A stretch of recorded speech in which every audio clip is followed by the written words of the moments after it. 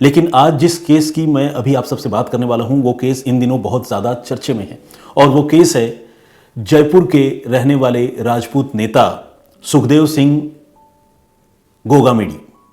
अब सुखदेव सिंह गोगामेडी की जो हत्या हुई उस हत्या को लेकर बवाल मचा हुआ है। आपको पता है कि पूरे राजस्थान में राजपूत समाज के लोगों में बड़ा क्षोभ है इस घटना को लेकर और जिस तरह से एक शख्स की हत्या हुई है, घर में घुसकर क्रिमिनल्स ने, शूटर्स ने एक निहत्थे इंसान को टारगेट किया है, वो अपने आप में जो है बहुत विचलित करने वाला है, बहुत दुखी करने वाला है। उसकी सीसीटीवी फुटेज भी सामने आ चुकी है और आप लोगों ने देखा जरूर होगा।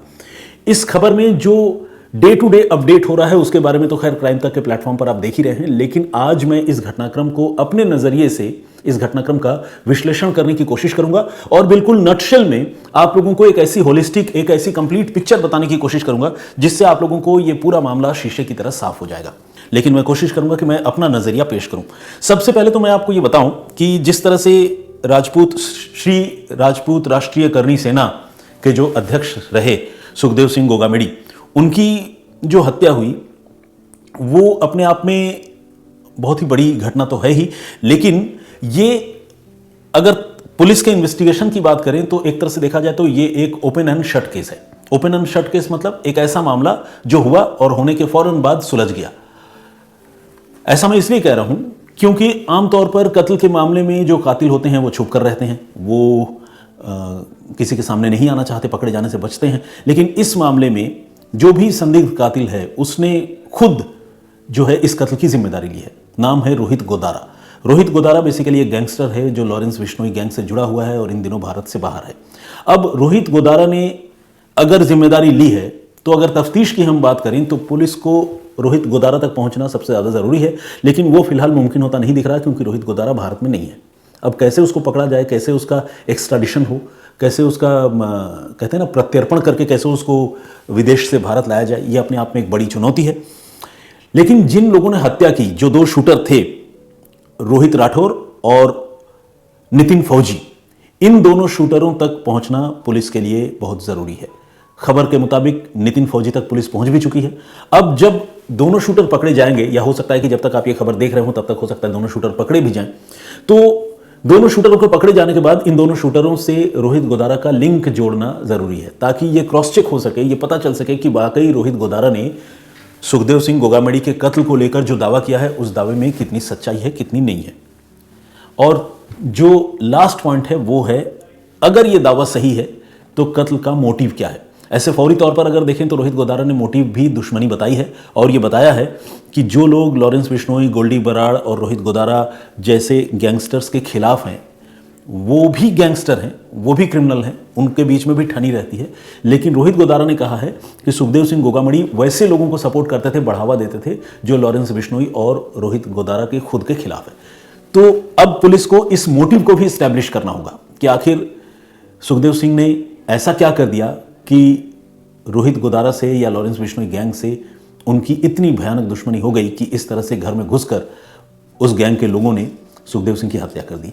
तो अगर ये सारी चीज़ें पुलिस एस्टैब्लिश करने में और इसके लिंक जोड़ने में कामयाब हो जाती है और जिस तरह का दावा रोहित गोदारा ने किया है अगर वो बात बिल्कुल सही निकलती है तो फिर ये मामला ओपन एंड शट केस ही है। लेकिन ऊपरी तौर पर यह मामला जितना ईजी दिख रहा है या ओपन एंड शट मैं कह रहा हूं, जिस तरह से लग रहा है, क्या वाकई अंदरूनी तौर पर भी ऐसा है? शायद नहीं। ये मैं क्यों कह रहा हूं ये मैं आपको बताता हूं। सबसे पहला सवाल तो यही है कि ये राष्ट्रीय राजपूत करणी सेना के अध्यक्ष थे और ये अपने समाज के लिए तो काम करते ही थे और एक राजनीतिक व्यक्तित्व थे। 2 बार इन्होंने चुनाव भी लड़ा था, हालांकि उस चुनाव में इन्हें हार का सामना करना पड़ा, लेकिन इनका पॉलिटिकल इन्फ्लुएंस बहुत ज़्यादा था। ये टॉप पॉलिटिकल लीडरशिप के करीब थे और अपने समाज के नौजवानों पर इनका बहुत कंट्रोल था। उसकी वजह ये थी कि अपने समाज के लोगों के लिए, नौजवानों के लिए खासकर, ये आरक्षण की मांग भी करते थे। EWS कोटा के तहत, इकोनॉमिकली वीकर सेक्शन जो होता है, उस कोटा के तहत ये राजपूत समाज के लड़कों के लिए भी आरक्षण की मांग करते थे। तो एक इमोशनल बॉन्डिंग तमाम नौजवानों की सुखदेव सिंह गोगामेडी के साथ थी। लेकिन ऐसे एक आदमी से एक प्रोफेशनल गैंगस्टर की आखिर क्या दुश्मनी हो सकती है? इस लिंक को जानना, इस लिंक को समझना अपने आप में बहुत ज़रूरी है।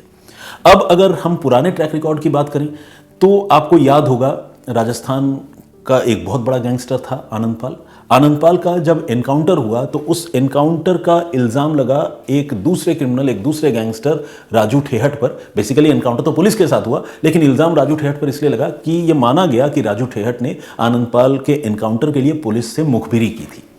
अब आनंदपाल के एनकाउंटर के बाद बहुत जोर शोर से सुखदेव सिंह गोगामड़ी ने आनंदपाल का जो एनकाउंटर हुआ उसके खिलाफ आवाज बुलंद की, क्योंकि आनंदपाल खुद राजपूत समाज से था और गोगामड़ी भी राजपूत समाज का प्रतिनिधित्व करते हैं, उनकी नुमाइंदगी करते हैं। तो गोगामड़ी ने बहुत जोर शोर से आनंदपाल के एनकाउंटर पर विरोध प्रदर्शन किया था। तो इससे यह लगता है कि गोगामड़ी का आनंदपाल के साथ बहुत करीबी रिश्ता था, और अगर करीबी रिश्ता न भी हो तो भी कम से कम राजपूत बिरादर होने के नाते दोनों एक दूसरे के प्रति हमदर्दी रखते थे।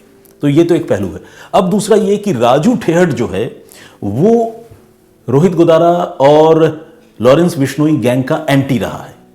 तो राजू ठेहट की जब हत्या हुई, वो हत्या आनंदपाल के एनकाउंटर के कुछ समय बाद हुई, और उस हत्या को इसी रोहित गोदारा ने अंजाम दिया था, जिस रोहित गोदारा ने इस बार सुखदेव सिंह गोगामड़ी की हत्या करने की बात कही है।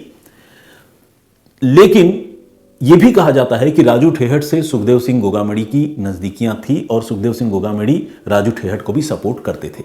अब सवाल यह उठता है, यह अपने आप में बड़ा एक कॉम्प्लिकेटेड स्टोरी है, एक उलझाने वाली बात है कि एक आदमी जिसका एनकाउंटर होता है, उस आदमी के एनकाउंटर के पीछे जिस कैरेक्टर का नाम आता है, तो जाहिर सी बात है ये दोनों तो दोस्त नहीं हो सकते, ये दोनों एक दूसरे के दुश्मन ही होंगे। लेकिन आनंदपाल की जब मृत्यु होती है तब सुखदेव सिंह गोगामड़ी उनके हक में नजर आते हैं, और यह भी बताया जाता है, रोहित गोदारा एंड कंपनी, रोहित गोदारा और उसका गैंग खासकर यह कहता है कि राजू ठेहट को भी सुखदेव सिंह गोगामड़ी सपोर्ट करते थे। तो यह कैसे हो सकता है? यह अपने आप में एक कॉम्प्लिकेटेड स्टोरी है, लेकिन कहते हैं ना कि इस दुनिया में और खासकर जुर्म की दुनिया में कुछ भी हो सकता है। आज जो दोस्त है कल वो दुश्मन हो सकता है, कल जो दुश्मन था आज वो दोस्त बन सकता है। तो ये मामला कुछ ऐसा ही है। तो जब तक रोहित गोदारा की गिरफ्तारी नहीं हो जाती और जब तक ये शूटर इस दुश्मनी की अंदरूनी कहानी पूरी तरह नहीं बता पाते, तब तक इस मामले पर धुंध की चादर जो है वो बरकरार रहेगी। अब कुछ और बातें करते हैं कि आखिर इस मर्डर केस के पीछे की और वजहें क्या हो सकती है जिसको पुलिस एक्सप्लोर कर रही है। तो उन वजहों में एक तो बिजनेस राइवलरी है। सुखदेव सिंह गोगामड़ी जयपुर में जमीन का कारोबार भी करते थे। जाहिर है पॉलिटिक्स करना, समाज सेवा करना वो अपनी जगह है, लेकिन जो आर्थिक गतिविधियां हैं उसको संचालित करना, अपना और अपने परिवार का भरण पोषण करना, वो भी एक इंसान की जिम्मेदारी है। तो सुखदेव सिंह गोगामड़ी जमीन के कारोबार से जुड़े हुए थे। अब सवाल यह है कि कहीं जमीन के कारोबार से जुड़े होने की वजह से किसी का इंटरेस्ट या किसी के हित सुखदेव सिंह गोगामड़ी की वजह से खराब तो नहीं हो रहे थे? कहीं ऐसा तो कोई नहीं है जो प्रॉपर्टी डीलिंग के ही धंधे से जुड़ा हुआ हो और सुखदेव सिंह गोगामड़ी से चिढ़ता हो? पुलिस अब इस बिजनेस राइवलरी वाले पॉइंट को भी एक्सप्लोर कर रही है। पॉलिटिकल रीजन भी जो है इसके पीछे कत्ल की एक वजह हो सकती है जिसको पुलिस एक्सप्लोर कर रही है। इस वजह को भी पुलिस ने रूल आउट नहीं किया है, क्योंकि सुखदेव सिंह गोगामड़ी पॉलिटिकली काफ़ी स्ट्रांग माने जाते थे। बेशक वो 2 बार चुनाव लड़े, दोनों बार हार गए, लेकिन राजपूत समाज में उनकी अच्छी खासी पकड़ थी और जो राजस्थान के बड़े पॉलिटिकल लोग हैं उनके साथ सुखदेव सिंह गोगामड़ी के काफ़ी अच्छे रिश्ते थे। सारे लोगों के साथ नहीं, लेकिन कुछ लोगों के साथ। तो एक आदमी जो पॉलिटिकली इतना इन्फ्लुएंस्ड हो और एक अच्छा खासा वोट बैंक पर जिस आदमी का दखल हो, उस आदमी के कत्ल के पीछे कहीं कोई पॉलिटिकल राइवलरी जैसी बात तो नहीं है। पुलिस इसको भी एक्सप्लोर करके देख रही है, इसको भी समझने की कोशिश कर रही है। और एक वजह जो है वो ये कि राजपूत समाज के नौजवानों के लिए, चूंकि सुखदेव सिंह गोगामड़ी आरक्षण की मांग किया करते थे, तो एक सवाल ये भी उठ रहा है कि कहीं ऐसा तो नहीं है कि इस मांग की वजह से या राजपूतों के हक की ये खास आवाज उठाने की वजह से कोई सुखदेव सिंह गोगामड़ी से चिढ़ता था और उसने इस कत्ल को प्लान कराया। इस पूरे घटनाक्रम के पीछे क्या सच है क्या झूठ है, जब तक शूटर गिरफ्तार नहीं होते, शूटर के गिरफ्तार होने के बाद उनसे पूछताछ नहीं हो जाती, रोहित गोदारा से उनका लिंक एस्टेब्लिश नहीं हो जाता और वो मोटिव क्लियर नहीं हो जाता, तब तक पक्के तौर पर कुछ कहा नहीं जा सकता। लेकिन अपने आप में एक बात जो और है वो अजीब है, वो ये कि एक फौजी, नितिन फौजी, वो शूटर के तौर पर इस घटना में अपनी भूमिका निभाकर गया। क्यों? आमतौर पर फौजी जो होते हैं उनके प्रति सारे लोगों में बड़ा सम्मान होता है, क्योंकि वो देश की सेवा करते हैं और ज़रूरत पड़ने पर देश के लिए मर मिटते हैं। तो फौजी भाई का नाम सुनते ही मन में बड़ी श्रद्धा और बड़ा रिस्पेक्ट पैदा हो जाता है। लेकिन यहाँ पर हम देख रहे हैं कि एक सर्विंग फौजी जो ऑलरेडी फौज की नौकरी कर रहा है, वो सुखदेव सिंह गोगामड़ी के कत्ल के मामले में सामने आया है उसका नाम, और उसे पुलिस ने पकड़ा भी है। अब सवाल ये उठता है कि आखिर इस फौजी के साथ ऐसी क्या मजबूरी थी? क्या वाकई क्रिमिनल बनने का चस्का कह लें या कह लें कि गैंग के साथ जुड़कर कुछ करने की जो सनक है उसने नितिन फौजी को इस शूटआउट के लिए मजबूर किया, या फिर नितिन फौजी की सुखदेव सिंह गोगामड़ी से कोई निजी दुश्मनी थी। इसको भी देखना, समझना, जानना बहुत ज़रूरी है, क्योंकि अपनी अच्छी खासी बसी बसाई जिंदगी और फौज जैसा सम्मानजनक नौकरी छोड़कर कोई जुर्म के रास्ते पे चल निकले, ऐसा आमतौर पर देखने को नहीं मिलता। तभी देखने को मिलता है जब कोई पर्सनल एनिमिटी वाली बात हो, या फिर कोई रिटायर हो गया हो और आदतन अपराधी हो, मान लीजिए फौज में उसने कुछ साल गुजारे हों, बाद में वो कुछ क्राइम कर दे, ये एक बात होती है। लेकिन फौज में नौकरी कर रहा हो, छुट्टी लेकर आए और इतने बड़े हत्याकांड को अंजाम देकर जो है वो फरार हो जाए, इस तरह का मामला आमतौर पर देखने को नहीं मिलता। तो ये जो नितिन फौजी वाला एंगल है, इसको भी एक्सप्लोर करना मेरे हिसाब से बहुत ज़रूरी है। और जब पुलिस गिरफ्तार करेगी, जिस बात पर मैं बार बार घूम फिर कर आ रहा हूँ और जोर दे रहा हूँ, गिरफ्तार करने पर ये सारी कहानियाँ साफ होंगी। तो ये है मेरा पॉइंट ऑफ व्यू, मेरा विश्लेषण। इस मामले में फिलहाल पक्के तौर पर कुछ नहीं कहा जा सकता कि कौन इसके पीछे है, कौन किससे सुखदेव सिंह गोगामड़ी की दुश्मनी थी। जो दावा किया गया है वो दावा कितना सही है, कितना झूठ है, जाहिर सी बात है जब तक तफ्तीश पूरी नहीं होती तब तक सारी चीज़ें फिलहाल हवा हवाई हैं। लेकिन अब तक का जो अपडेट था और उस अपडेट पर मेरा जो पॉइंट ऑफ व्यू था वो मैंने आप लोगों से शेयर कर दिया। आप लोग इस पर क्या सोचते हैं प्लीज़ कमेंट करके मुझे ज़रूर बताइएगा।